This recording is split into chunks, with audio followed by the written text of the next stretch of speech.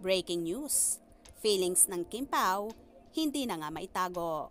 Holding hands to the max.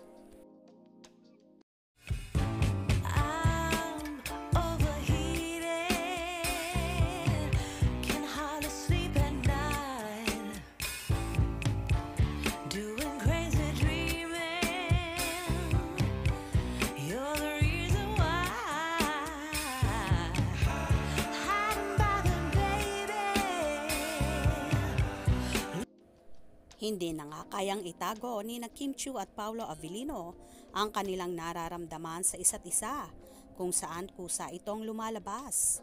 Sa set ng taping nila ng seryeng K-hit drama at Pinoy version na What's Wrong with Secretary Kim, kitang-kita ang kulitan, asaran at lambingan ng Kim Pao on and off camera. Tuwang-tuwa naman ang kanilang mga supporters kapag nakikita nila ang sweetness ng Kim Pao na ayon pa nga sa marami ay tila may namamagitan na sa dalawa. Kahit nga ang mga kasamahan at crew ng nasabing serye ay kilig na kilig kapag nakikita ang dalawa.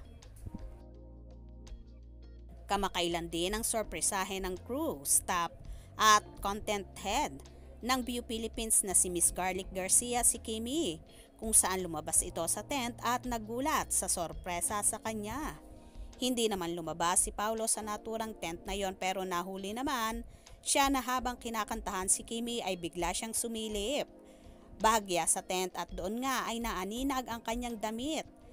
Dahil ayaw magpakita talaga ng aktor, tila magkasama naman sa iisang tent ang Kim Pao na labis ikinatuwa ng kanilang mga supporters.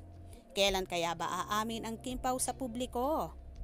Wait na lang natin sila dahil hindi naman yan maitatago ng mahabang panahon at lalabas din ang totoo. For sure, ibabandera din nila ang kanilang relasyon sa tamang panahon, kaya naman abang-abang tayo palagi at wag na wag bibitiw sa mga maiinit na kaganapan.